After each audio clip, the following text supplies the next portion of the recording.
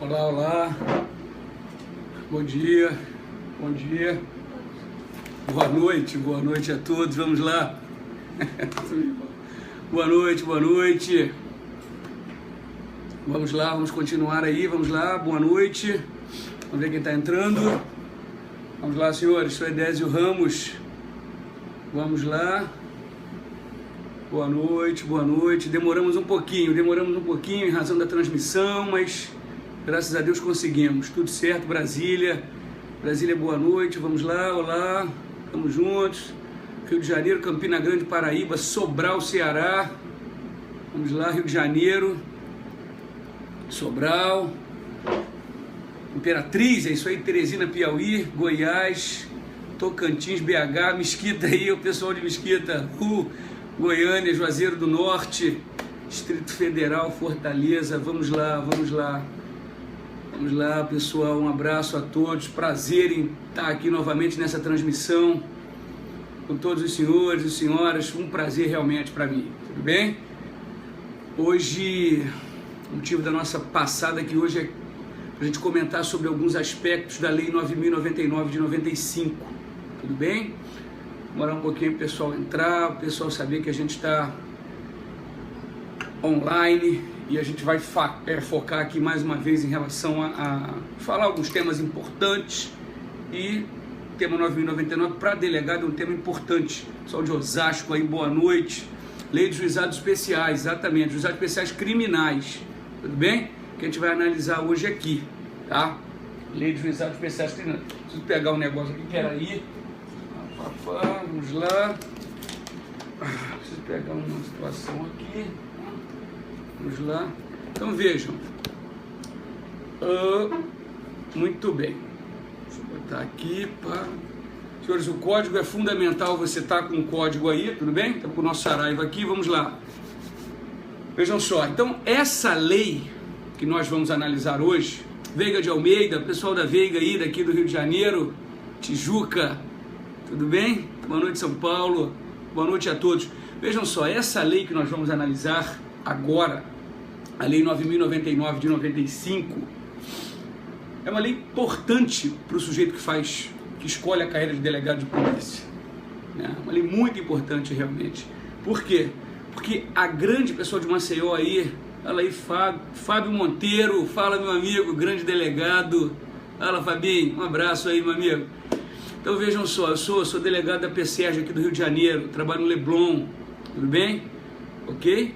Vamos lá, isso aí, muito bem. Faculdade de São José, a pessoa da Faculdade de São José estava dando aula agora à noite lá, saí, aí cheguei aqui a casa e vim fazer a transmissão. Um abraço a todos aí. Vamos acompanhar, senhores. Então vejam, 9.099 de 95, previsão de concurso. O Rio de Janeiro aqui, assim como todos os estados da federação, está passando aí por uma crise financeira, isso é de conhecimento, é notório, tá? Mas o concurso ele já está elaborado, já está pronto, só precisa ter autorização do governo. Vamos ver essa situação de crise, né? É necessário, as vagas estão ociosas, preciso ter o concurso o mais rápido possível e né, existe um indicativo de que esse ano abre o concurso, enfim, mas de notícia de concreto realmente a gente não tem, tudo bem? Enfim. Vamos lá, como será analisada toda a lei? Não, toda a lei é de acabar às 5 horas da manhã. Hoje vamos analisar a fase policial, tá bem? A gente vai analisar a fase policial da Lei 9.099. Essa é a fase que a gente vai analisar. Fase policial da Lei 9.099. Então vamos trazer algumas explicações aqui, tá ok? Veja só. A Lei 9.099 de 95, ela trata do juizado especial civil e do juizado especial criminal, tá bom? Isso é importante você ter esse conceito aí. Vamos lá, vamos só nos corações. Aqui não está travando, aqui está ótimo, né? Aqui está ótimo. Não sei aí, a colega está falando que está travando. Aqui está legal, tudo bem? Vendo aqui perfeitamente. Vamos lá. E aí vejam, a Lei 9.099 de 95, ela trata dos juizados especiais cíveis e dos juizados especiais criminais, ok? Então essa é a noção do sistema. A parte penal que interessa pra gente aqui,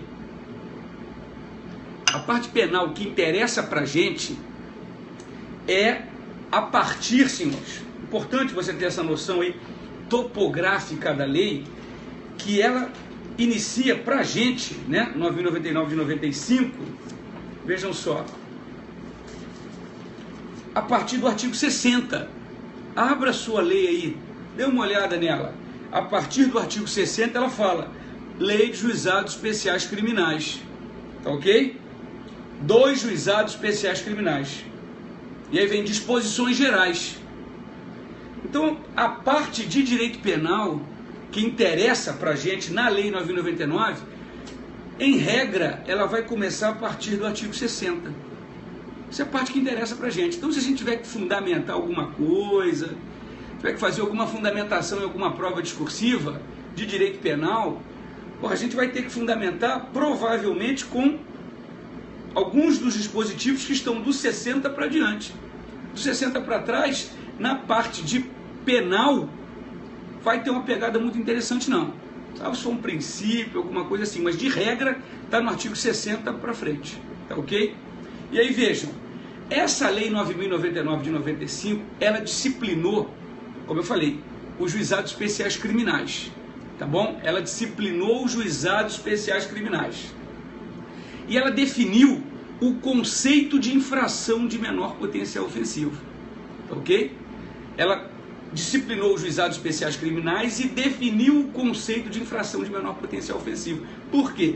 A Constituição, no artigo 98, inciso 1, traz lá a Justiça, as infrações de menor potencial ofensivo, o Poder Constituinte originário trouxe esse conceito, infração de menor potencial, trouxe essa palavra, infração de menor potencial ofensivo, a transação penal. O artigo 98, inciso 1 da Constituição traz isso. E aí na época se pensava o que é infração de menor potencial ofensivo e tal. Vem a Lei 9.099 de 95 e define o que é infração de menor potencial ofensivo. Havia uma definição quando a lei foi criada, tá? Havia uma definição. Hoje a definição é uma outra, a gente vai ver aqui, né? A gama de crimes, de infrações penais, que recebem o rótulo de infração de menor potencial ofensivo aumentou.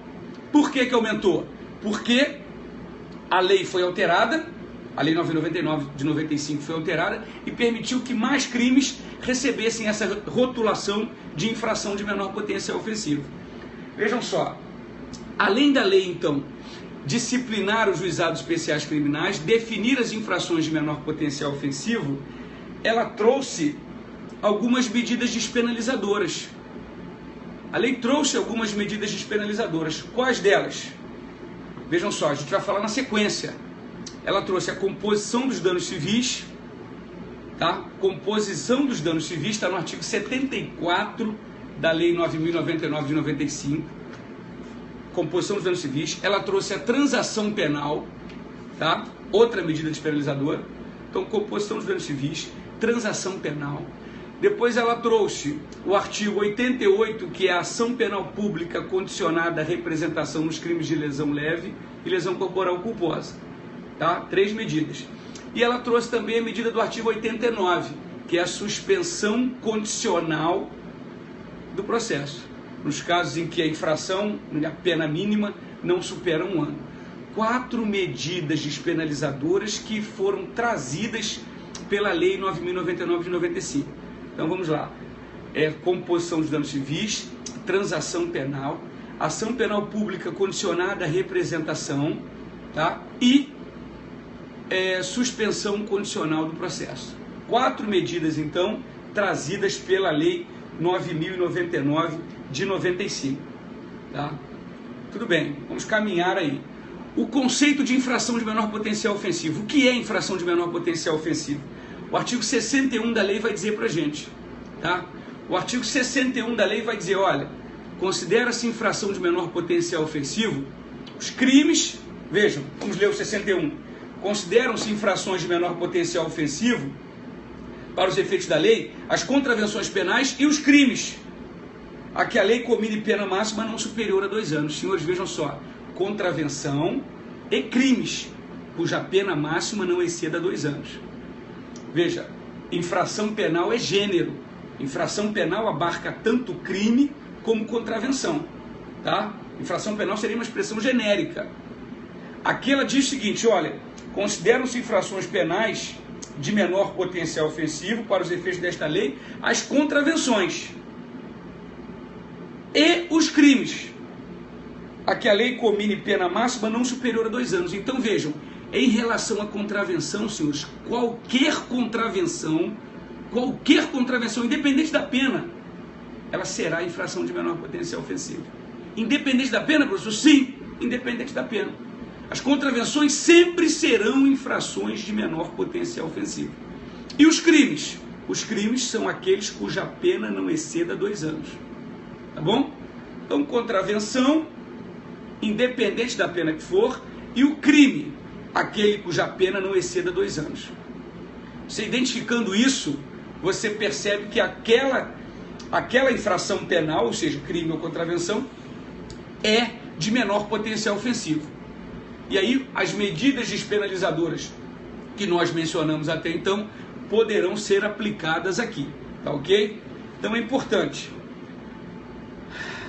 É muito importante o que a gente vai falar aqui agora, para que você tenha uma compreensão do tema.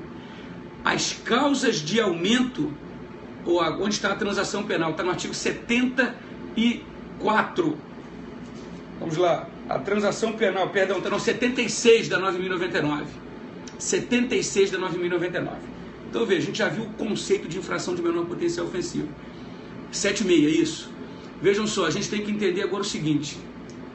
As infrações, nesse conceito de infração de menor potencial ofensivo, levam-se em consideração as causas de aumento e causas de diminuição de pena. Nós temos que levar em consideração para aferir se uma determinada infração é ou não de menor potencial ofensivo, a gente tem que levar em consideração as causas de aumento ou causas de diminuição. Por exemplo, olha só, temos a situação do artigo 303 da Lei 9.503 de 97. Artigo 303, lesão corporal culposa na condução de veículo automotor. Temos esse crime, 9.503 de 97, artigo 303. Lesão corporal culposa. O cara está lá conduzindo o veículo dele, veículo automotor, aí manda um WhatsApp qualquer, se distrai, viola um dever objetivo de cuidado, pam, atropela alguém. Causou uma lesão corporal. A pena desse crime não supera 2 anos. Fica em 2 anos. Ela fica em 2 anos. 2 anos. Ou seja, você vai falar então, pessoal, é uma infração de menor potencial ofensivo. É o Código de Trânsito isso. 9.503 de 97.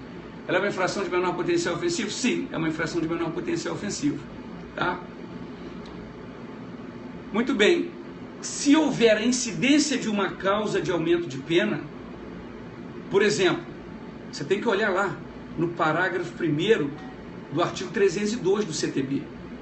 Se você olhar no parágrafo 1º desse artigo, você vai ver que estão as causas de aumento de pena. Por exemplo, olha, o sujeito atropelou o outro na faixa de pedestre. O sujeito estava sem a carteira de habilitação para conduzir veículo. Se isso acontecer, você vai aumentar a pena dele.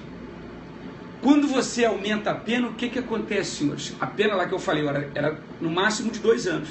Quando você aumenta essa pena de 1/3, o que acontece? Sai do patamar de 2 anos. Saindo do patamar de 2 anos, o que acontece? Deixa de ser infração de menor potencial ofensivo. Tá bem? Outro exemplo que poderíamos dar aí em relação a isso seria, por exemplo, o crime previsto aí no artigo 138, a calúnia. A calúnia, 138. A pena da calúnia é de 6 meses a 2 anos. 6 meses a 2 anos. Esbarra o quê? Ele fica no limite da infração de menor potencial ofensivo. Se o sujeito incidir em algumas das causas de aumento de pena que estão previstas no dispositivo do Código Penal, por exemplo, se a calúnia é praticada contra o chefe de Estado ou chefe de governo estrangeiro, nesse caso, você vai aumentar a pena. Aquela calúnia deixa de ser infração de menor potencial ofensivo. Entendeu? Então é muito importante você ter essa consciência de que as causas de aumento de pena vão repercutir na pena em abstrata, fazendo com que essa pena fique além do máximo estabelecido pelo legislador. E se esse além do máximo superar os 2 anos, aquela infração penal deixa de ser infração de menor potencial ofensivo. Você tem, por exemplo, a calúnia do 138, tudo bem? Calúnia do 138. E aí vejam, caluniar alguém, ou seja, imputar falsamente a alguém um fato definido como crime. Que pena é essa? 6 meses a 2 anos. Se esbarra no conceito de infração de menor potencial ofensivo? Esbarra. Só que se você olhar o 141 aí, vai estar dizendo assim, ó, as penas cominadas neste capítulo aumentam-se de 1/3. Aumentam-se de 1/3. Em que situação? Se ele é cometido, por exemplo, contra funcionário público no exercício de suas funções. Aí nesse caso, então, você vai pegar aquela pena de 2 anos máxima e vai aumentar 1/3. Senhores, qualquer aumento aí vai fazer o quê? Vai fazer com que extrapole os 2 anos. Extrapolando os 2 anos, deixa de ser infração de menor potencial ofensivo. Não tem mais que falar em GCRIM aí, tudo bem? Não tem mais que falar em GCRIM. As causas de aumento de pena, elas são observadas na terceira fase lá da dosiometria, para o juiz aplicar a pena. Mas o delegado de polícia, ele analisa as causas de aumento de pena em abstrato na delegacia, para fins de tipificação. Tá, senhores? O delegado de polícia analisa as causas de aumento de pena, por isso que você tem que saber. Meu irmão, que crime que ele praticou? Ah, foi uma injúria, então infração de menor potencial, foi uma calúnia, então infração de menor potencial ofensivo. Peraí, mas qual foi? Qual foi a circunstância em que essa calúnia foi praticada? Porque pode ser que incida uma causa de aumento de pena aí e ela deixe de ser considerada infração de menor potencial ofensivo. Tá ok? Então as causas de aumento de pena são extremamente importantes e você não pode confundi-las com as agravantes. Tá? Causa de aumento de pena é uma coisa, agravante é outra coisa. Tá? As causas de aumento de pena é uma coisa, agravante é outra, completamente diferente. Tudo bem? Então vejam só, a colega está falando, nesse caso então, o delegado deixa de lavrar o TCO? Sim! Então ele está diante de uma calúnia, tá bom? Ele está diante de uma calúnia. A calúnia foi praticada, por exemplo, não na forma do caput do 138, mas sim na forma do 141, ou seja, contra o funcionário público no exercício de suas funções. Nesse caso não tem termo circunstanciado de ocorrência, não tem, aí deu inquérito, tá ok? Então vejam só, não confundam as causas de aumento com as circunstâncias agravantes, tudo bem? Não confundam isso. As causas de aumento de pena vão ser importantes porque vão fazer com que o crime deixe de ser infração de menor potencial ofensivo e passe a ser de competência do juízo comum. Saia do GCRIM e vá para o juízo comum. As circunstâncias agravantes, não. Senhores, o caso concreto pode ter 200 agravantes. Aquilo não vai repercutir para permitir que aquele fato deixe de ser analisado pelo GCRIM. Por exemplo,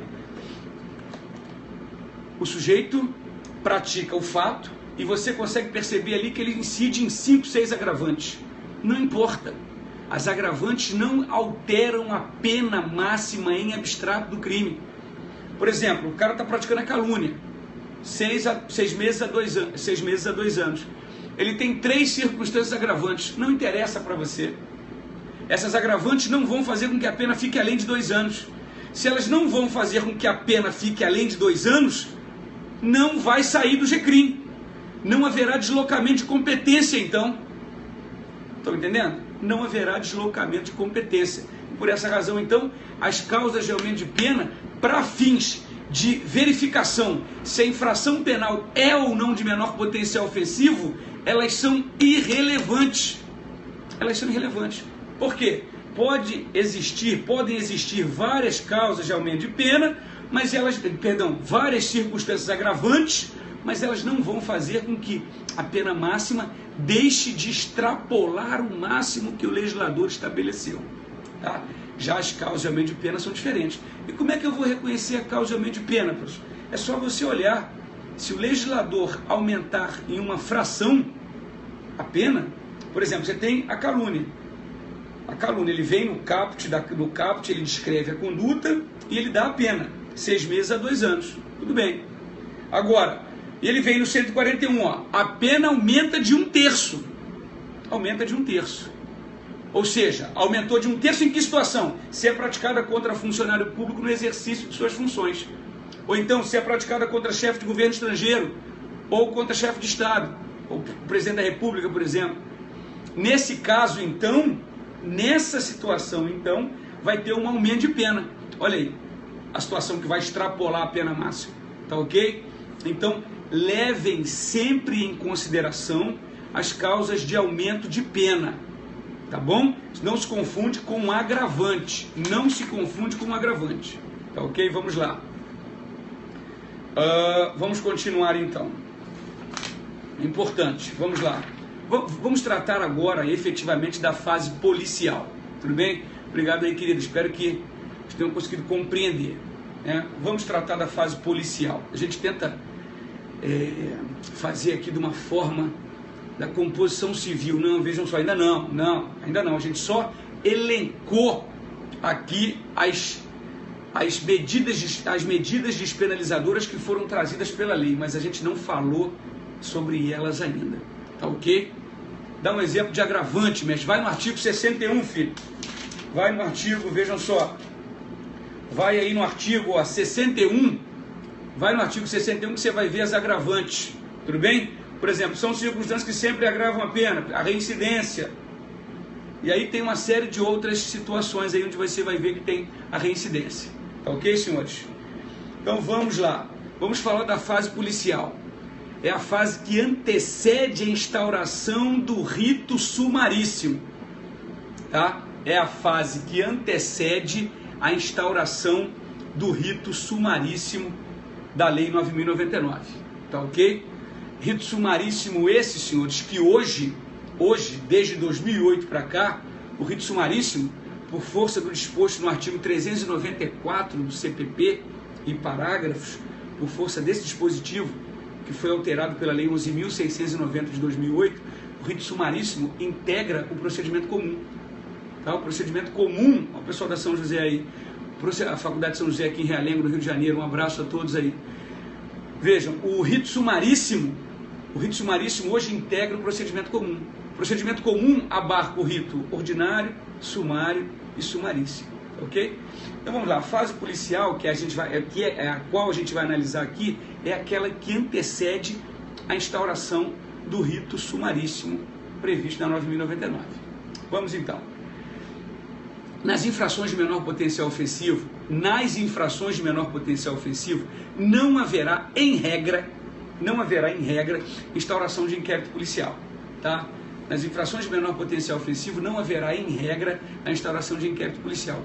Ele será substituído pelo termo de ocorrência circunstanciado, ou termo circunstanciado de ocorrência, TCO, tá, senhores? Termo circunstanciado de ocorrência.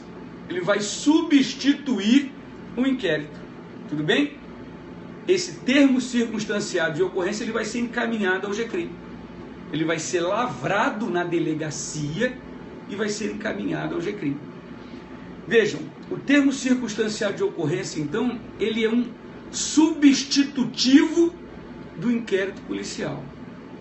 Termo circunstanciado de ocorrência é um substitutivo do inquérito policial. Tá? Essa é a natureza jurídica dele, inclusive. Vejam só. Senhores, o inquérito policial, quem é que instaura o inquérito policial? É o delegado de polícia. O inquérito policial é o delegado de polícia. Não tem outro para instaurar. Ah, mas o Ministério Público também faz investigação. O STF corroborou essa possibilidade ano passado. Mas vejam só, o fato de o Ministério Público realizar diretamente a investigação não quer dizer que ele vai instaurar um inquérito. Não faz isso. Ele vai ter o PIC, que é o procedimento de investigação criminal, e ele instaura aquilo lá. O inquérito que instaura o delegado. E o termo circunstanciado de ocorrência seria um substitutivo do inquérito. Se quem instaura o inquérito é o delegado, quem tem que instaurar o termo circunstanciado também é o delegado, porra, para ter coerência nesse negócio. Não é isso? Alguns estados da federação tal, você que está me vendo aí, em outros estados e tal, alguns estados da federação, a Polícia Militar tem um convênio na Secretaria de Segurança e a Polícia Militar lavra esse termo circunstancial de ocorrência na rua. Lavra isso. Ela lavra o termo circunstancial de ocorrência e manda para o GCRIM. Tudo bem? Se não me engano, em Minas Gerais isso acontece, né? Você que está em Minas, de repente, pode se manifestar em relação a isso, mas em alguns estados da federação funciona dessa forma. O STF já analisou essa situação, entendeu? O STF analisou essa situação e entendeu que esses convênios são inconstitucionais.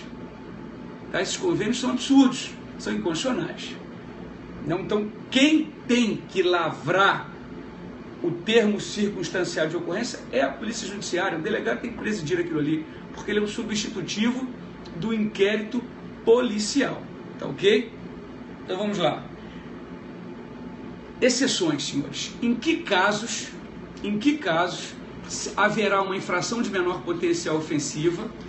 Em que casos haverá uma infração de menor potencial ofensivo e não haverá a lavratura de termos circunstanciados? Em que situação? Primeira situação, Lei Maria da Penha. Situações envolvendo violência doméstica e familiar cuja vítima é mulher. A mulher foi vítima de uma infração de menor potencial ofensivo.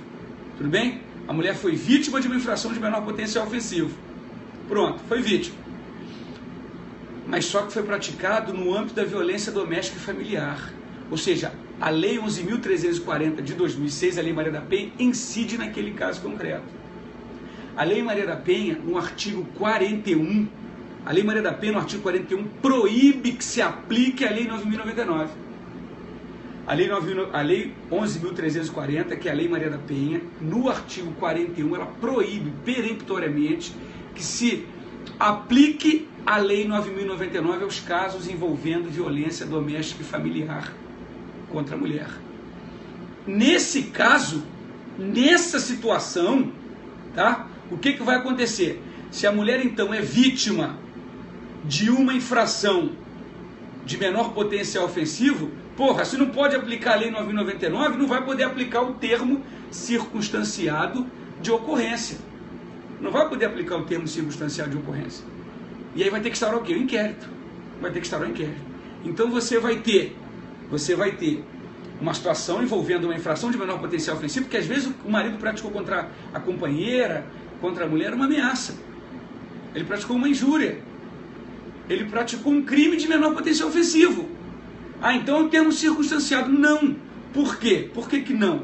Porque nesse caso, como nessa circunstância a Lei Maria da Penha incide em razão de a vítima ser mulher, em razão de envolver uma situação de violência doméstica, a gente não pode aplicar a Lei 9.099 de 95, porque o artigo 41 da Lei Maria da Penha proíbe. Nessa condição, então, a gente vai ter que instaurar inquérito policial.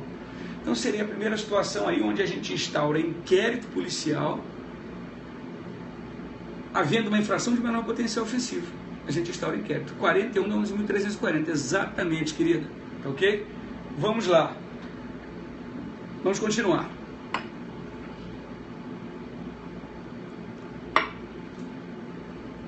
Além disso,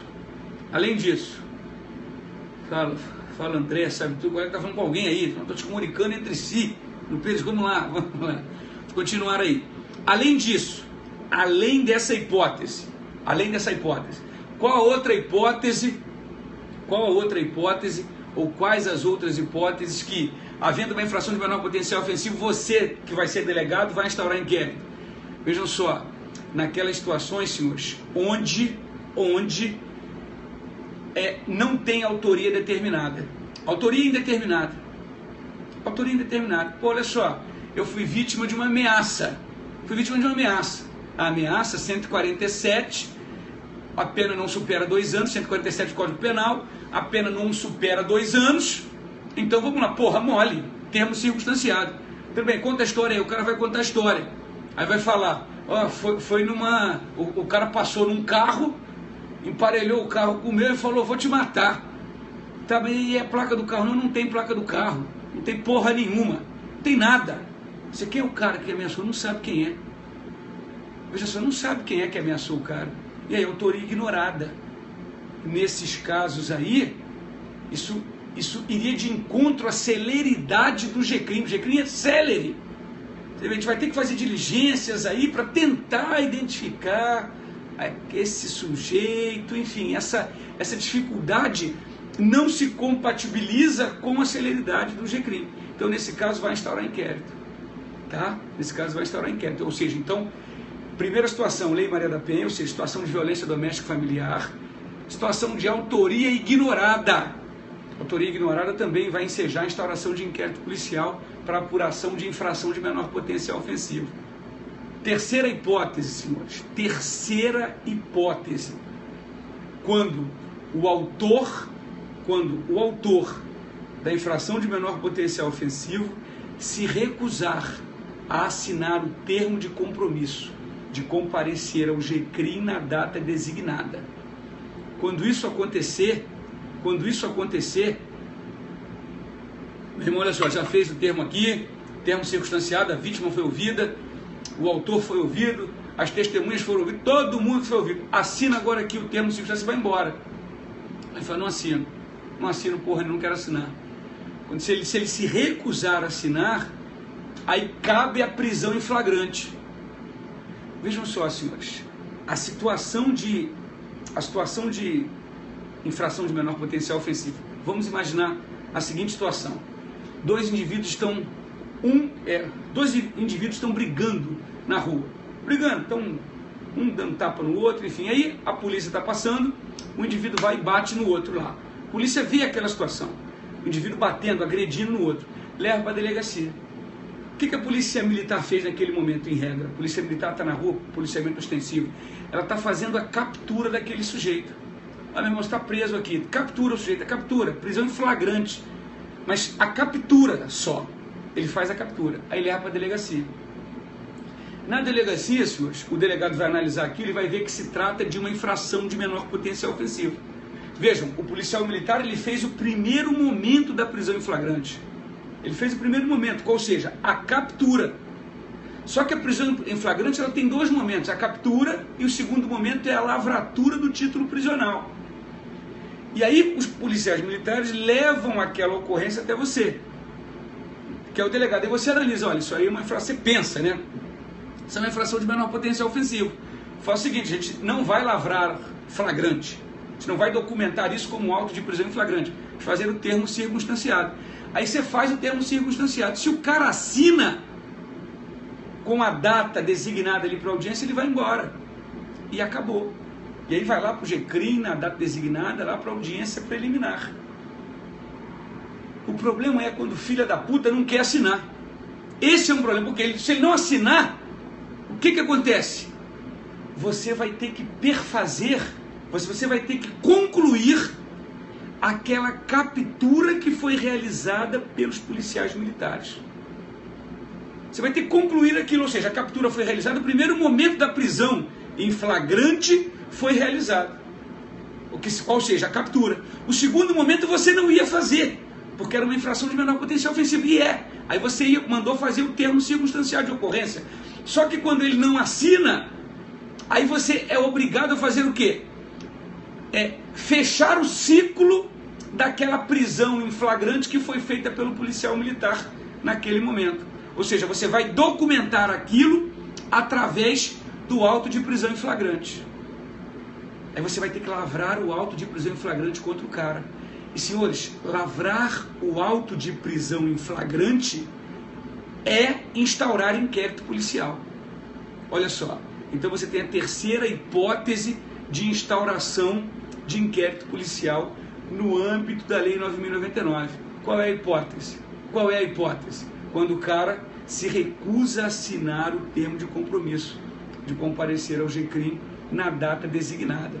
Nessas situações, então, você lavra o APF e arbitra a fiança, se for o caso. Mas aí o cara vai ser recolhido à prisão e arbitra a fiança. Você pergunta, isso acontece muito? Muito pouco. Às vezes até o cara vem com uma graça, não vou assinar e tal, mas aí quando ele vê a carceragem, a porra, aí ele muda de ideia. Aí ele muda de ideia e assina. Fala, meu irmão, olha só, é muito simples, você assina e vai embora. Você não assina, você está preso, porra. É muito simples. Aí ele vai e assina, entendeu? Quem que tá botando essa porra de D? Que é isso aí? Pelo amor de Deus, vamos lá. Porra, deve ser D de doido, alguma coisa, vamos lá. Pelo amor de Deus. Então vejam, aí ele lavra o APF e arbitra a fiança, tá ok? Então é isso. 3 situações onde você lavra isso aí. O colega já fez um favor, já bloqueou essa pessoa aí. Vamos lá. Porra, o cara essa hora da conversa fiada aqui, né? Vamos lá. Vamos lá. Então, sem palavrão, pelo amor de Deus, sem estresse. Vamos lá. E aí vejam, se ele se recusa a assinar, lavra o APF. Lavrando o APF, você instaura o inquérito, necessariamente. Não tem como dissociar uma coisa da outra. Lavrar APF é instaurar inquérito policial. E aí, ou seja, mais uma hipótese de instauração de inquérito policial nas infrações de menor potencial ofensivo. Uma informação importante agora. Havendo instauração de inquérito policial no âmbito da 9.099, isso não desloca a competência do GCRIM, tá? Não desloca a competência do GCRIM, ou seja, o GCRIM continua competente, o inquérito vai ser remetido para ele lá. Só houve a instauração do inquérito, mas isso não quer dizer que você tem que remeter o inquérito para o juízo comum. Continua remetendo pro GCRIM, tá ok? Então é importante. Uma outra observação.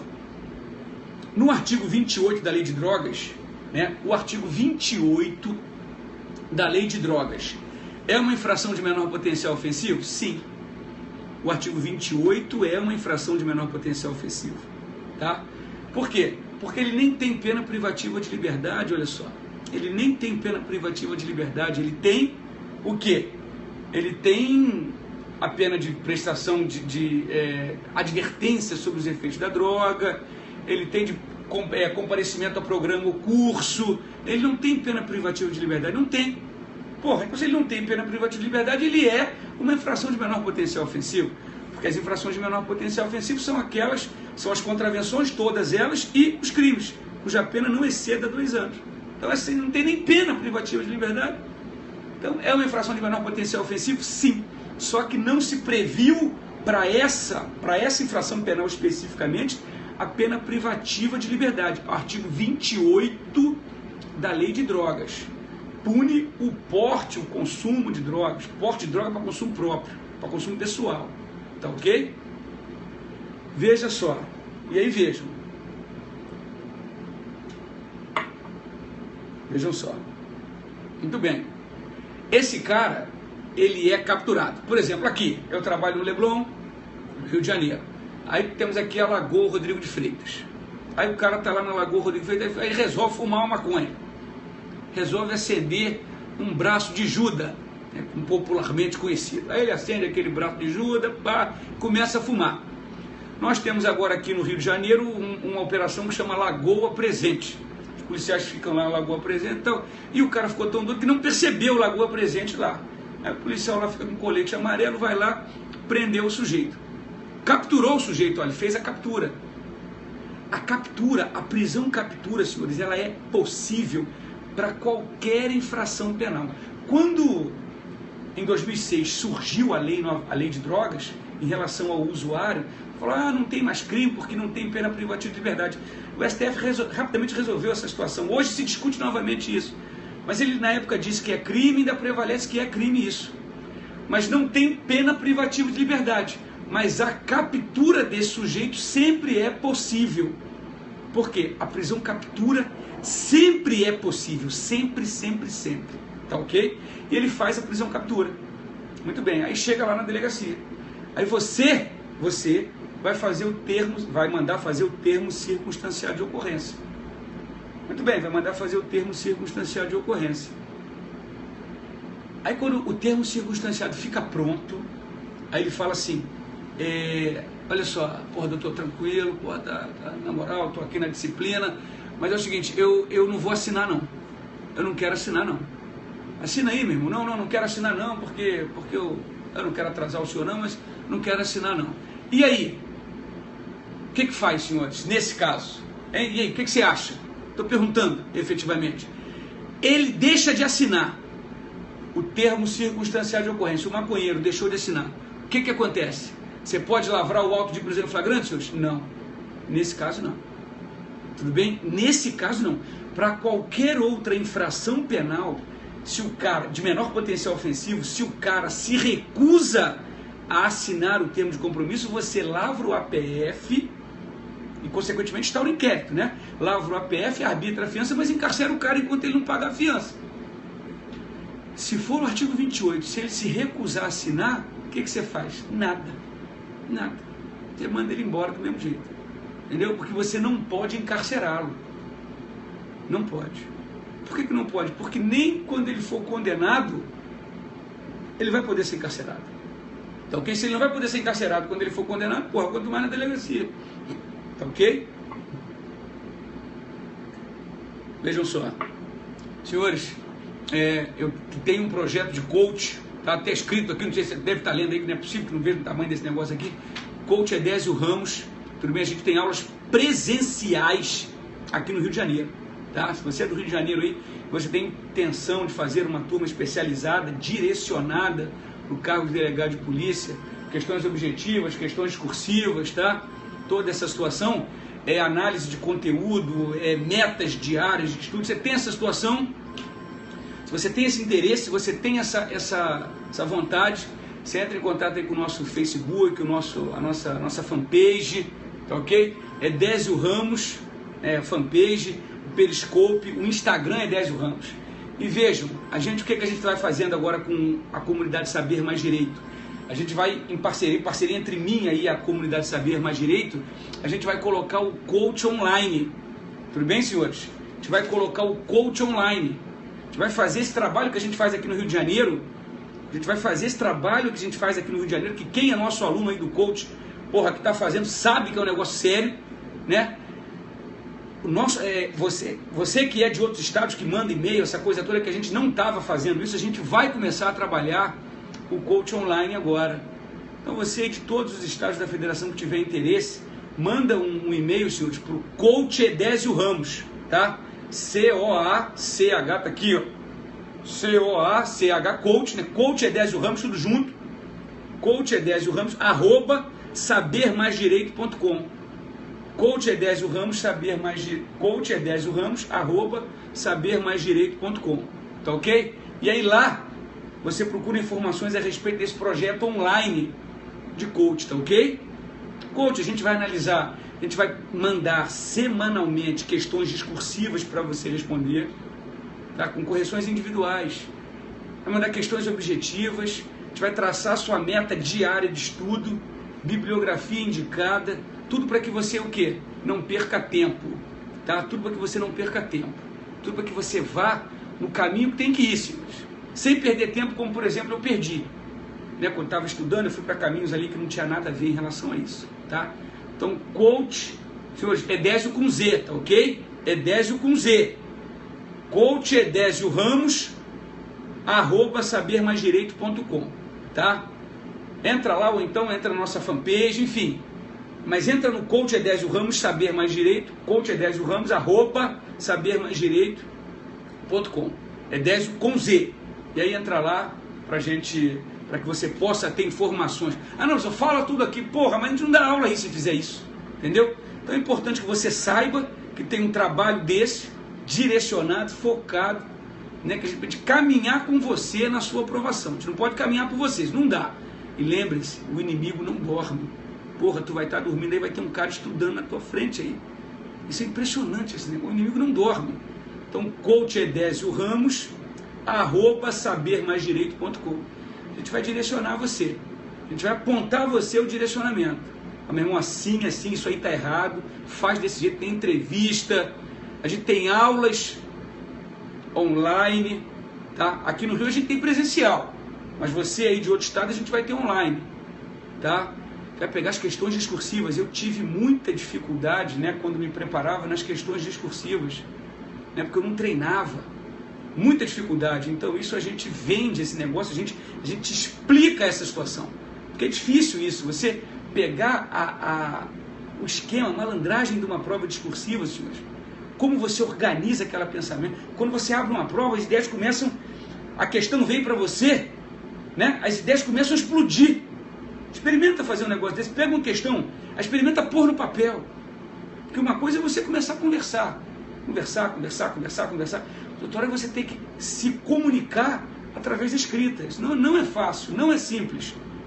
A questão vem e você começa o quê? As ideias começam a explodir na sua cabeça. E aí você às vezes não consegue o quê? Colocar aquilo no papel. Como é que a gente vai resolver isso, professor? Com treino e orientação, né? Então a gente vai dizer, meu irmão, tá ruim pra cacete isso aqui, tá muito ruim, vamos melhorar aqui. Ah não, mas eu quero ser bem tratado. Porra, mas aí você tem que ouvir a verdade. Tem que ouvir a verdade. Às vezes não tá bom, e tem que dizer pra você que não tá bom.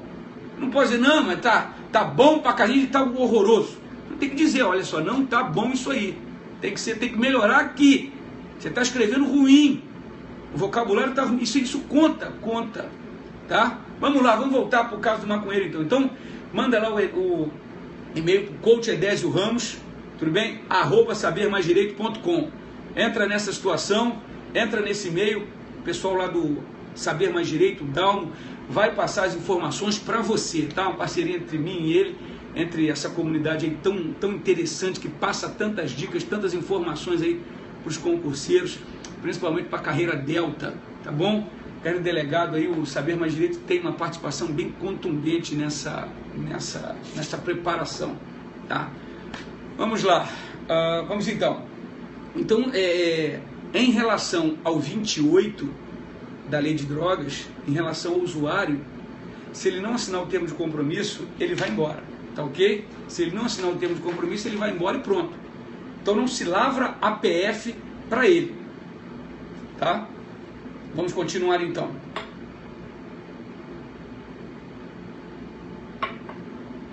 Elaborado o termo circunstanciado,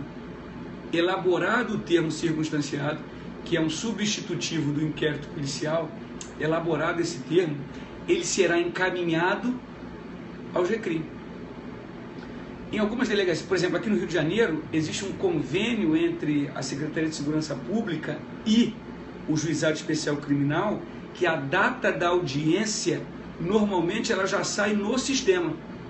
Ela já sai no sistema. O cara já vem, quando ele gera lá o termo circunstanciado de ocorrência, né? Quando ele gera aquilo, já tem uma data lá da audiência. Aí o cara já sabe a data que tem que ir na audiência. Aí ele assina aquilo, e quando ele assina, você não pode prendê-lo em flagrante, você não pode documentar aquela prisão, você não pode fazer o APF, não pode. Por isso que quando ele não assina, você lavra o APF, tá ok? Então é isso. Aí vejam, acabando o termo circunstanciado de ocorrência, concluindo o termo circunstanciado de ocorrência, você vai dar um despacho lá encaminhando para o GCRIM, encaminhando para o GCRIM competente. Aí no GCRIM, senhores, no GCRIM, o que vai acontecer? Chega o GCRIM. Chega o GCRIM para quê, senhores? Para audiência preliminar. A primeira audiência que vai ter lá no GCRIM, de acordo com a 9.099, senhores, é audiência preliminar, tá? O que você me escrever aí, disser assim, professor, mas eu moro aqui, é assim, eu moro aqui, tem um marciano que vem para fazer o dia, o que você falar eu vou acreditar. Porque em cada lugar isso é feito de um jeito diferente, mas na lei, a primeira audiência que vai ter, né, se o maconheiro não assina, não se lavra o APF, não, parceiro, não assina. Se o maconheiro não assinar, não lavra o APF. Fica termo circunstanciado mesmo, e vai para o GCRIM assim mesmo, tá ok? Aí lá no GCRIM, o que vai ter, senhores? Audiência preliminar, de que trata o artigo 72 da Lei 9.099. Então vejam, elaborado o termo circunstanciado, concluído o termo circunstanciado, ele é encaminhado ao GCRIM. Quando chega no GCRIM, qual vai ser o primeiro ato que vai, o que vai ter lá, senhores? Vai ser audiência preliminar.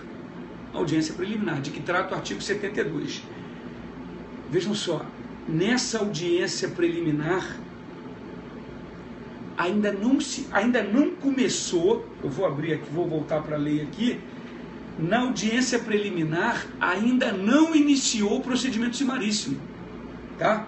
Vejam só, vamos abrir a lei 9.099 de 95, eu gostaria que você abrisse aí a sua lei, né? Vejam só, a audiência preliminar, eu falei para você, ela está no artigo 72, né? A audiência preliminar está no artigo 72, sai da polícia, vai para o GCRIM, no GCRIM, a primeira audiência que vai ter, audiência preliminar. O que vai se buscar nessa audiência? A conciliação. A gente vai ver de que forma. Mas vejam, na audiência preliminar ainda não iniciou o rito sumaríssimo do GCRIM. Tanto não iniciou, senhores, que vejam só, veja o artigo 77. Veja o artigo 77 dali, é preciso que você abra o artigo 77 aí. Veja só, acima dele vem assim, ó, do procedimento sumaríssimo. O procedimento sumaríssimo vai começar no artigo 77. Ele vai começar no artigo 77 aqui adiante. E a audiência preliminar está no 72. Tá? A audiência preliminar está no artigo 72. Ou seja, não iniciou o rito sumaríssimo ainda. Não iniciou o rito sumaríssimo ainda. O rito processual ainda não começou. Mas já vai ter audiência o quê? Preliminar. Então é importante você saber que quando da realização da audiência preliminar, o rito sumaríssimo ainda não começou. Artigo 77. Tá ok? Vejam só. Então vejam. Nessa audiência preliminar que ainda não faz parte do rito sumaríssimo, mas é a primeira audiência que vai ter depois que o procedimento chega ao GCRIM, sai da polícia e chega para o GCRIM, nessa audiência preliminar vai ser buscada o que? A conciliação. E essa conciliação vai ser buscada através de duas medidas despenalizadoras específicas. Quais são as medidas despenalizadoras específicas? A composição dos danos civis e a transação penal. Tudo bem? A composição dos danos civis e a transação penal. Então vejam,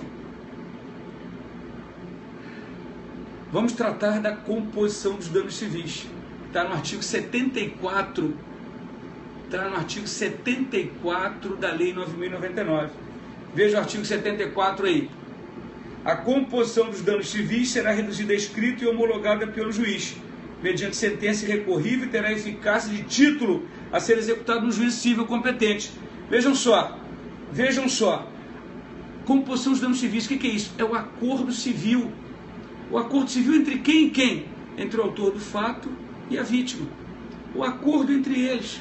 Aperta a mão, abraça. Porra, faz um acordo entre eles, meu irmão. Tá tranquilo, isso é passado, acabou. Na prática é isso, porque na maioria das pessoas são humildes, né? Não tem dinheiro. Se tiver dinheiro, não é dinheiro necessariamente. Tá? Pode ser através, meu irmão, vamos esquecer isso, tá? Fazer um acordo aqui, dá tudo certo, não vai acontecer mais, pá. Mas acordo civil, tá? Pedir desculpa, crime contra a honra, não quis chamar você de piranha, não, é mentira isso. Não quis chamar, desculpa e tal, aquela coisa toda, não quis chamar você de maconheiro, alguma coisa assim, e aí faz a composição dos danos civis, tá ok? Fato é, senhores, qual a consequência da realização da composição dos danos civis? Essa é a pergunta. Qual a consequência da realização na audiência preliminar da composição dos danos civis? Depende. Depende do quê? Da natureza da ação penal dessa infração de menor potencial ofensivo. Depende da natureza dessa ação penal. Veja o parágrafo único do 74. Diz assim, ó. Tratando-se de ação penal de iniciativa privada ou de ação penal pública condicionada à representação, o acordo homologado, ou seja, essa composição dos danos civis, vai gerar renúncia ao direito de queixa ou de representação. Então vejam só, qual é a consequência dessa composição dos danos civis? Qual é a consequência? Depende da natureza da ação penal, da infração penal ali. Depende da natureza da ação penal daquele crime, ou daquele crime. Se for um crime de ação penal privada, ou se for um crime de ação penal pública condicionada à representação, o acordo civil, essa composição dos danos civis vai extinguir a punibilidade. Ou pela renúncia ao direito de representação ou de queixa. Extingue a punibilidade. E se for ação penal pública incondicionada? Aí não. Aí não. Se for ação penal pública incondicionada, o acordo civil de que trata o 7.4, ou seja, a composição dos danos civis, não vai gerar a renúncia a nada. No máximo, pode gerar uma atenuação, uma atenuante genérica, mas não vai extinguir a punibilidade. No máximo, uma atenuante genérica do 65, inciso 3, a linha B de bola. Tá? Mas não vai o quê? Gerar extinção da punibilidade. Então, quando perguntar para você qual é a consequência da composição dos danos civis, depende da natureza da ação penal. Se for pública incondicionada, não vai ter o condão de extinguir a punibilidade. Se for ação penal privada ou ação penal pública condicionada à representação, aí sim. Tá ok? Então, é isso. Muito bem, aí 65, 3B, exatamente. Vejam só, é possível que entre autor do fato e a vítima não exista a composição dos danos civis, o acordo civil? É possível que não exista o acordo entre eles, senhores? É possível que não exista o acordo entre eles. É possível. Não havendo o acordo, ou se houver o acordo, mas o crime for de ação penal pública incondicionada, senhores, não será possível a extinção da punibilidade. Nesse caso, então, vai se buscar uma nova medida despenalizadora, que é a transação penal. Então, vejam, frustrada a composição dos danos civis, boa noite, frustrada a composição dos danos civis, não sendo possível, por alguma razão, a composição dos danos civis, passa-se para a segunda possibilidade de conciliação na audiência preliminar. Qual é essa possibilidade? Transação penal. Percebe? Então, primeiro tenta a composição. Não conseguiu? Transação penal. Não conseguiu porque as partes não entraram num acordo. Ou então até entraram, mas esse crime é de ação penal pública incondicionado. Então, não vai gerar os efeitos de extinguir a punibilidade. Tudo bem, então nesse caso agora vamos tentar a transação, ainda na audiência preliminar. Estão entendendo? Ainda na audiência preliminar. Tá? Ainda nessa audiência. A transação penal, senhores, é um acordo agora entre MP e autor do fato. Percebeu? Entre MP e o autor do fato. Não mais entre o autor do fato e a vítima. Não mais entre eles. Então não adianta muito a vítima já, não, eu não quero acordo, né? Porque entre mim e você não tem que fazer acordo, porque eu quero que você se ferre, né? Mas aí tudo bem, mas aí vai ter a segunda possibilidade de conciliação depois da composição dos danos civis, se ela não for feita. Vai ter a transação penal. Aí vai ser o acordo entre o MP e o autor do fato. A vítima não participa da transação. A vítima não participa da transação, tá? Então vejam, a transação penal ela pode ser conceituada como uma medida despenalizadora. Senhores, vamos entrar no meu Periscope aí, senhores. Vamos seguir a gente aí. Edésio Ramos, ok? Periscope, Instagram e fanpage. Edésio Ramos, tudo junto, tudo bem? Edésio Ramos. E aí lá você segue a gente tem uma série de situações no site, na fanpage e nas redes sociais. E para a questão do coach online, tudo bem? Naquele e-mail que a gente mencionou para você, coachedesioramos@sabermaisdireito.com. Vamos lá. Então, a transação penal ela pode ser conceituada, a transação penal está no artigo 76, 7.6 da Lei 9.099. A transação penal ela pode ser conceituada como uma medida despenalizadora. Ela pode ser conceituada, obrigado querida, obrigado, hein? Vamos lá, a transação penal ela pode ser conceituada como uma medida despenalizadora que consiste o quê?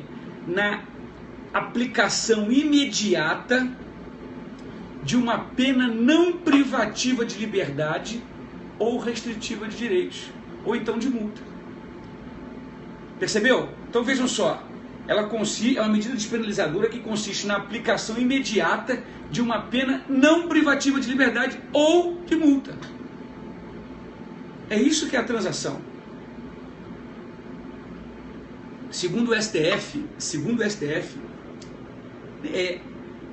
a transação penal em nenhuma hipótese, segundo o STF, a transação penal em nenhuma, tá, pode acarretar a imposição de pena privativa de liberdade. Então, segundo o STF, em nenhuma hipótese a transação penal pode acarretar a imposição de pena privativa de liberdade. Assim, senhores, o descumprimento da transação penal, pelo autor do fato, não ocasiona a sua prisão. Por essa razão. Tá? O descumprimento, então, do autor do fato, o descumprimento da transação pelo autor do fato não pode ensejar na prisão dele. Não pode. Por quê? Porque isso aí implicaria uma pena privativa de liberdade decorrente da transação penal. O STF não admite que a transação penal, nem por via indireta, permita a aplicação de uma pena privativa de liberdade. Não pode. Tudo bem? Então, nem por via indireta, a transação penal pode ensejar a pena privativa de liberdade ao autor. Nem por via indireta, tá ok? E assim, vejam, se o autor descumprir a transação penal, senhores, o que acontece? O MP deve oferecer denúncia. O MP vai oferecer denúncia e pronto. Então, foi estabelecida, houve um acordo. Vejam só, olha que coisa louca esse negócio da transação penal. Olha só, na transação penal, o MP abre mão de uma coisa e o réu abre mão, e o autor do fato abre mão de outra coisa. Percebe? Sou delegado, meu amigo, aqui no Rio de Janeiro. Veja só, o autor abre mão de uma coisa e o MP abre mão de outra. Por isso, transação. Eles transacionam. Do que o MP abre mão? Ele abre mão de pedir uma pena privativa de liberdade do cara. Ele abre mão de pedir uma pena privativa de liberdade. Ele abre mão disso. Ele abre mão de buscar uma pena privativa de liberdade para o autor do fato. Ele abre mão disso. E o autor do fato abre mão de quê? De um processo penal com todas as garantias. Percebe? O autor do fato abre mão de um processo penal com todas as suas garantias e o Ministério Público abre mão de buscar uma pena privativa de liberdade para o cara. Os dois abrem mão de alguma coisa. Vejam só, eu falei para você que na audiência preliminar ainda não começou o rito sumaríssimo. Ainda não começou. O rito sumaríssimo começa no artigo 77. E a audiência preliminar está no artigo 72. Não tem rito sumaríssimo ainda. Mas vejam, embora não tenha rito sumaríssimo, o MP já vai oferecer uma pena restritiva de direitos ou de multa. O MP oferece ao cara uma pena restritiva de direito ou de multa. E o cara aceita. Olha essa porra como é que é. O cara pega uma pena sem o rito processual ter começado. Isso que você tem que entender. Ele sofre uma pena, ele aceita a pena, sem o rito processual ter começado, olha só. Porque não começou, ainda está na audiência preliminar. É fase preliminar ainda. O MP oferece a pena e ele aceita. Percebe essa situação? Não tem rito sumaríssimo ainda, ele não começou. Ele simplesmente não começou ainda. Por isso, senhores, que não pode ter pena privativa de liberdade. Em nenhuma hipótese. A transação ela não pode ensejar pena privativa de liberdade, ainda que o cara descumpra a transação. Por quê? Porque senão você ia ter uma pena privativa de liberdade de um cara que não teve processo. Percebe? Que não teve rito processual nenhum. Puta que pariu, tu imagina um negócio desse? Então descumpriu, prisão. Tá, mas e o processo penal? Não teve processo penal. Percebe isso?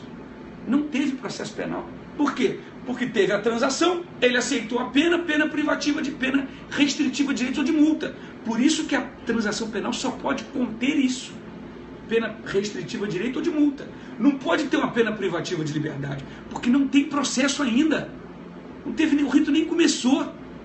Tudo bem? E aí, nesse caso, então, se ele descumpre a decisão do juiz, o MP vai oferecer a transação, o réu vai aceitar e o juiz vai ter que homologar. A decisão do juiz que vai homologar a transação, ela não faz coisa julgada material. Isso caiu recentemente agora, acho que o Ministério Público do Distrito Federal e Territórios. Está na prova objetiva, primeira fase. A decisão homologatória da transação não faz coisa julgada material, faz coisa julgada formal. Assim, se o indivíduo, se o autor do fato descumpre, o Ministério Público vai oferecer ação penal contra o cara. E acabou. Tá? Então, caso ele descumpra a transação, vai ser feito isso. Tá ok, senhores? Vamos lá. O pessoal da Faculdade de São José está em massa hoje aí. Obrigado. Pessoal da Mackenzie também. Faculdade Mackenzie, Presbiteriano Mackenzie aqui no Rio de Janeiro. Tá? O MP pode denunciar. Denúncia, ele faz a denúncia. Pessoal da Mackenzie aí, tudo bem? Tudo bem, Carol? Oi, querida. Fica com Deus aí. Eu vi você aqui. Um abraço. Pessoal da Mackenzie sempre presente. Vamos lá. Então, veja, deixa eu fazer uma pergunta aqui rapidamente, senhores. Então, a gente já viu que a transação penal, a decisão judicial que homologa a transação, que vai conter aí uma pena restritiva de direitos ou de multa, ela não faz coisa julgada material. Coisa julgada só formal. Se o cara descumpre a transação, o Ministério Público vai e oferece denúncia contra ele. E aí vai deflagrar o rito sumaríssimo. Que até então não está. Até então o rito sumaríssimo não começou. Tá ok? E vejam, vou fazer uma pergunta aqui. Cabe transação penal nos crimes ambientais, senhores, de menor potencial ofensivo?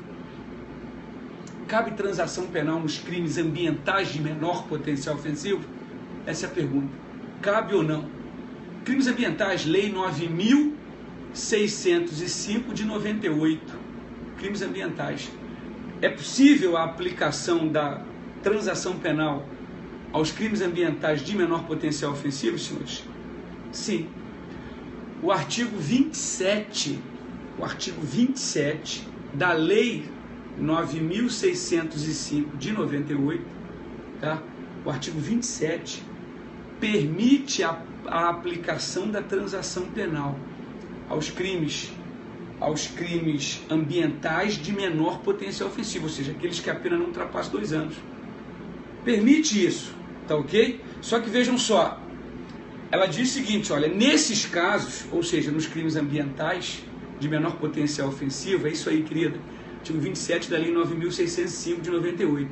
Nesses casos, a lei vai dizer o seguinte, olha, a transação penal, ela deverá ser precedida de uma prévia composição dos danos ambientais. Não é isso que você anotou aí. Você anotou reparação. Não é isso. Não é isso. Tá?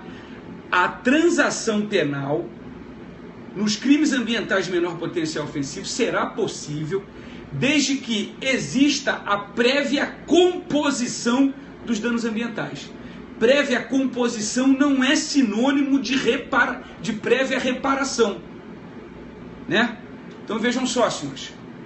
Prévia composição é diferente de prévia reparação, tá bom? Não, tudo bem, querida, não tem problema, vamos lá. O importante é, às vezes a gente se emociona e aí escreve um negócio que não tem que escrever e pronto. O problema é quando isso é num concurso, aí ferrou. A gente às vezes perde o concurso pelo fato de ter ficado emocionado. Então vejam só, não tem nada a ver com cifra. Veja aqui, infração de menor potencial ofensivo, crime ambiental de menor potencial ofensivo, tem. É só você olhar alguns crimes lá que você vai ver que a pena não supera 2 anos. Mas esse crime causou um dano ambiental. Aí vejam, Vai ser possível a transação penal? Sim, mas você vai ter que, antes de fazer a transação, realizar uma prévia composição. Ou seja, fazer um acordo de como eu vou reparar aquele bem. Composição, isso, fazer uma prévia composição. Como eu vou fazer para reparar aquele bem? É isso que a lei exige. Não exige que você realize a prévia reparação do dano para depois fazer a transação. Porque às vezes a reparação do dano pode demorar 10 anos. Concorda? Um dano ambiental aí pode ser que demore 10, 15 anos? Pode ser. E aí? Aí você ia fazer a transação depois de 15 anos? Não. Percebe como seria isso? Então o que a lei exige é possível a transação penal nos crimes ambientais de menor potencial ofensivo? Sim. Desde que, antes de fazer a transação, desde que se faça o quê? A prévia composição dos danos ambientais. Ou seja, o acordo de como vai ser aquela reparação. Como vai ser aquilo. Tá ok? Como vai ser aquela situação. Isso não é reparação de dano ambiental. Não é. Tá ok? Vamos lá. Pra gente encerrar isso aqui. Porra, eu não consigo ser rápido. Nem, puta, eu não consigo entender isso, cara. Eu vou falar 20 minutos e pronto. Ele falou 1h30, né? Vamos lá. A proposta de transação. A proposta de transação. Quem é que promove a transação penal, senhores? Quem promove a transação penal? É o MP. O MP que promove a transação penal de forma privativa. Cabe ao MP privativamente o quê? Oferecer a transação penal. Cabe a ele privativamente oferecer a transação penal. A questão é, se ele se recusar a oferecer a transação penal, pode se recusar? Sim. Se ele se recusar a oferecer a transação penal, ele se recusa, vejam, o juiz vai homologar a transação, ele faz um acordo, é um acordo entre ele e o autor do fato. Ele faz um acordo entre ele e o autor do fato, tá? E aí leva para o juiz homologar aquele acordo. Muito bem. Se ele entender que não é caso de transação, a transação está no artigo 76. Os requisitos estão no artigo 76. A gente tem que dar uma lida. Ele acha que ele não preenche os requisitos do artigo 76. Só que o juiz discorda dele. O juiz acha que o sujeito faz jus à transação. Ou seja, o MP acha que não e o juiz acha que sim. Ou seja, há uma discordância entre o juiz e o MP, nesse caso a respeito da transação penal. Como é que fica essa questão, senhores? Hein? Havendo discordância, ou seja, o MP se recusa injustificadamente, ele se recusa injustificadamente e o juiz acha que ele tem que oferecer a transação. O juiz pode oferecer a transação por ele? Não, porque é privativa do MP. E aí como é que faz? Aí vem o STF e diz, ó, aplica o 28 por analogia. Vai aplicar o 28 do CPP. Tudo bem? E vai remeter a questão ao PGJ. É isso aí, aplica o 28 do CPP. Tá ok? Vejam só, a transação penal, ela deve ser aceita pelo autor do fato e pelo defensor, uma conjunção aditiva aí. Ela deve ser aceita pelo autor do fato e pelo seu defensor, tá? Os dois. Segundo o STF, é nula a transação penal, né? Ele fala, é nula a transação penal sem a participação da defesa. É nula a transação penal sem a participação do advogado, do autor do fato. É nula. Tudo bem? Tem que ter. E a própria lei diz isso. Ah, então a transação vai ser aceita pelo autor do fato e quando ele estiver acompanhado do seu defensor. Tudo bem? A questão é, então tem que estar os dois? Tem. Os dois, ele tem que estar acompanhando o defensor? Senhores, tem, para aceitar a transação. E se houver divergência? E se houver divergência entre o autor do fato e a transação, entre o autor do fato e o advogado? O autor do fato não quer aceitar. E o advogado diz que ele tem que aceitar. Ou o contrário. O autor do fato quer aceitar e o advogado diz que não, meu irmão, não aceita isso não, tá, vamos ter o processo. E aí, senhores, qual vontade vai prevalecer? Vamos lá, o que vocês acham aí? Qual vontade vai prevalecer, senhores? O que você acha? Do autor do fato ou do advogado? Tem ninguém vendo essa porra aí, não? Vamos lá? Do autor, enfim. É exatamente isso. O autor do fato. Né? O autor do fato. A vontade dele que vai prevalecer. Não é do advogado, não é da defesa técnica. Tá bom? Não é que for melhor para o réu, é do autor do fato. Porque se ele disser, ó, não quero, eu quero a transação. Aí o advogado fala, não aceita a transação, não aceita isso não, que isso e tal. Vejam, nesse caso, qual vontade vai prevalecer? A do autor do fato. Porque ele é que vai ser processado. Tá? Então, a lei exige que, ao aceitar a transação, ele esteja acompanhado do advogado. Mas a vontade que vai prevalecer é a do autor do fato. Tá ok? E vejam só, senhores, quando o Ministério Público ele só pode oferecer a transação penal nas hipóteses em que seria possível a ele oferecer a denúncia. A colega está perguntando em qual momento processual? Como é que o professor oferecer a transação? Na audiência preliminar, depois de ter sido frustrada a composição dos danos civis. Foi frustrada a composição dos danos civis, vem a transação penal. O acordo entre MP e autor do fato. Mas vejam, o MP só vai oferecer a transação penal se, no caso concreto, fosse possível o quê? Oferecer a denúncia, senhores. Às vezes é muito comum isso na prática, tá? Imagina uma situação de boate, né? Imagine duas mulheres aí entraram no banheiro. Só estão as duas no banheiro da boate. Aí uma ameaça a outra. Aí a que foi ameaçada vai à delegacia, tudo bem? Vai à delegacia, faz lá o procedimento, aí acaba a fase policial, vai para a lei, vai para o GCRIM, lá no GCRIM tem audiência preliminar, mas vejam, tem a palavra da vítima que diz que foi ameaçada e tem a palavra da autora que diz que não ameaçou. Não tem mais nada. Vejam só, que substrato o Ministério Público vai ter para oferecer denúncia aí, senhores? Nenhum. Se ele não tem substrato para oferecer a denúncia, ele não vai poder fazer o quê? Propor a transação penal. Tá? Ele não vai. Então tem que se ligar nisso. Se você de repente advoga, tem que ficar atento a isso. Tem que ver se tem substrato para oferecer a denúncia, se tem as condições da ação. Porque se não tiver, meu irmão, ele não vai poder oferecer denúncia. Se não pode oferecer denúncia, não pode oferecer transação penal. Porque a transação penal vai ser uma saída ao processo, para não ter aquilo. Entenderam? Então você tem que prestar atenção nisso. Se não tem os requisitos necessários para oferecer denúncia, não vai poder oferecer a transação penal. Se oferecer, aquilo ali é nulo. Tá bom? As condições da ação, tem que ter tudo direitinho. Tá? Tanto que a transação penal, ela mitiga o princípio da obrigatoriedade da ação penal pública. Percebem isso?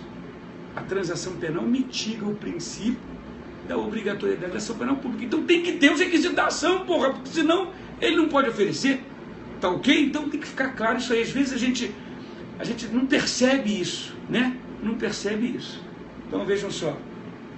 Aí vai arquivar o termo circunstanciado. Vejam só, vamos continuar. Hoje a gente vai acabar falando só dessa fase aqui. A gente vai marcar um outro dia, a gente vai falar da fase processual. Tá ok? A gente vai falar da fase processual. Vocês acompanhem o Instagram aí que a gente vai dizer o dia que a gente vai falar da fase processual da Lei 9.099. Tá ok? E aí vejam só. Então, a transação penal envolve esse acordo entre o autor do fato. Poxa, estava cheio de dúvida aí. Tomara que tenha resolvido, parceiro. Tomara que tenha resolvido. Vamos lá, não sei se é homem ou mulher, vamos lá. Então, a questão da homologação da transação penal, senhores. Vamos lá, da homologação da transação penal. Vamos lá, a homologação da transação. A transação penal é admitida, segundo o STF, até na ação penal privada, ok? Vamos lá, homologação da transação é ato do juiz. Homologação da transação penal é ato do juiz, né? É ato do juiz, a homologação da transação. Então vamos. Artigo 76, parágrafo 3º da Lei 9.099. Vê aqui, ó. Artigo 76, parágrafo 3º. Aceita a proposta pelo autor da infração e seu defensor, será submetida ao juiz para ele o quê? Homologar. Tá? Qual é a decisão que vai homologar essa transação penal, senhores? De acordo com o parágrafo 5º, é uma sentença. Tá bem? Então essa decisão homologatória da transação, esse acordo, vai ser homologado pelo juiz. Parágrafo 3º do artigo 76. Além disso, qual é a decisão que vai homologar essa transação? De acordo com o parágrafo 5º da 9.099, é uma sentença. Tá ok? Qual a natureza jurídica dessa sentença, senhores? Qual a natureza jurídica dessa sentença? Sentença meramente homologatória. Meramente homologatória. Tem divergência? Tem pra cacete. Tá? Mas a corrente do STF cai, e é tão tranquilo isso que isso cai em prova objetiva. Tá? Caiu agora, prova, se eu não me engano, foi MPDF, MP do Distrito Federal e Territórios. Se eu não me engano foi isso, não tenho certeza, mas foi numa prova de MP recente, perguntando aí a natureza da decisão homologatória da transação. Natureza da sentença homologatória de transação. Sentença de transação penal. Uma decisão meramente homologatória. Se o cara não cumpre, o Ministério Público vai oferecer denúncia. Aí vai deflagrar o rito sumaríssimo. Tá ok? Tá? A doutrina e a jurisprudência entendem que na transação penal o sujeito não há assunção de culpa. Tá? Na transação penal não há assunção de culpa. O fato do autor do fato, o fato do autor do fato é né, só o rato roeu a roupa do rei de Roma. Veja só, o autor do fato aceitar a transação penal, isso não significa que ele está assumindo a culpa. Tudo bem? Isso não significa que ele está assumindo a culpa. Tá? E ela importa a reincidência, senhores? Não, não importa a reincidência. Ela é apenas registrada para impedir que o sujeito, no prazo de 5 anos, se beneficie novamente por uma transação penal. O que também na prática não acontece essa porra, mas na prova você vai dizer que sim. Tá? Então, a transação penal, essa sentença, ela gera reincidência, senhores? Não, não gera reincidência, tá ok? Não gera reincidência. Ela é apenas registrada para impedir que num prazo de 5 anos o cara se beneficie novamente por uma transação. Tá ok? Então não há assunção de culpa e nem reincidência. É isso aí, exatamente isso aí que colocaram pra gente agora, tá bom? Da sentença que homologa a transação cabe apelação, tá ok? Da sentença que homologa a transação penal vai caber apelação. Senhores, então vejam, vimos aqui, olha, a fase policial da Lei 9.099, tá? Vimos a Lei, isso aí a gente vai falar na fase processual. Então vejam só, porra, a gente não sai daqui hoje também, né? Tem essa situação. Então veja aqui, a Lei 9.099, né, ela tem uma fase policial e depois tem uma do processo em si. A gente viu aqui a fase policial. A gente viu a fase policial. Começou quando? Na delegacia, com termo circunstanciado, acabou o termo circunstanciado, mandamos para o GCRIM. No GCRIM, qual é a primeira audiência que vai ter? Audiência preliminar. Na audiência preliminar já tem o rito sumaríssimo? Ainda não. Não tem o rito sumaríssimo. Não tem. Tudo bem? O que tem? Vai se buscar a conciliação. A conciliação através do quê? Composição dos danos civis, que dependendo da natureza da ação penal vai gerar extinção da punibilidade, dependendo da natureza não vai. Se for ação penal pública incondicionada, não vai gerar extinção da punibilidade. Aí, se não for possível a composição dos danos civis, passa-se para a transação penal, que é o acordo entre o MP e o autor do fato. Só é possível a transação se for possível o MP oferecer a denúncia. Tem que ter os requisitos, tá? E aí, falamos aqui, fizemos as observações. Senhores, é isso, tudo bem? Eu queria agradecer a todos os senhores, queria falar novamente do nosso projeto Coach de Delegado, tá? Projeto DPC de Polícia Civil, Coach Edésio Ramos. Tá? A gente tem no Rio de Janeiro aulas presenciais, coach presencial, tá? Mas também entre mim e o Saber Mais Direito, estamos fazendo aí o coach online, tudo bem? Estamos desenvolvendo o coach online para delegado, com realização de questões discursivas semanais, metas diárias de estudos, tá? Orientação dirigida, correção individual, manda para você o que você errou, isso semanalmente, tá ok? Então, se você tiver interesse nessa turma de coach online, você vai mandar um e-mail para o coach Edésio Ramos, coach, né? Escrito aqui o coach, vê aí. Não deixa eu escrever, porra, claro que sabe, todo mundo sabe aí. Coach Edésio Ramos, tudo junto, @sabermaisdireito.com. Você vai mandar e vai pedir ao amigo Dalmo lá, que gerencia aí essa parte do coach. E a gente, senhores, vamos trabalhar, o inimigo não dorme, a gente precisa estar preparado. Porra, mas o concurso só vai abrir ano que vem, não interessa, meu irmão. Você tem que estar bem, você tem que estar bem para quando o concurso abrir. Você tem que estar bem para quando o concurso abrir. E vai abrir, uma hora ele vai abrir. Não é o concurso que vai viver em sua, você que tem que viver em função dele. Meu irmão, vai abrir, uma hora vai abrir. Quando abrir, eu tenho que ser o cara. Não pode ter ninguém na minha frente. Não pode ter ninguém na minha frente, tá? Ah, mas professor, mas o senhor não bota uma música. Meu irmão, não tem música. Porra, tem que saber. Você tem que saber isso aí. O negócio de música é maneiro, mas tem que saber, tem que dar aula, tem que explicar. Essas situações têm que ser, precisam ser esclarecidas de forma o quê? Tranquila para você. Então a gente passa, a gente faz dessa maneira, pega uma maneira séria, descontraída às vezes, tá? Mas a gente tem seriedade nessa questão de estudo, porque a gente realmente acredita nisso. E assim a gente faz, tá ok? O pessoal que estuda com a gente presencial aqui no Rio de Janeiro, e agora com essa possibilidade do online, pessoal do Brasil inteiro, eu espero por vocês, e de verdade, vai ter desconto dos periscopos, vai ter, pô, o cara já quer desconto, puta que pariu, vai ter, parceiro, vamos ver isso aí, manda um e-mail para lá primeiro, tá tranquilo? Então é isso, de verdade, um abraço, adoro essas transmissões, gosto muito dos senhores. E é isso, espero de verdade, o pessoal da 78DP aí, aqui no Rio de Janeiro deve ser, um abraço, querida, tudo bem?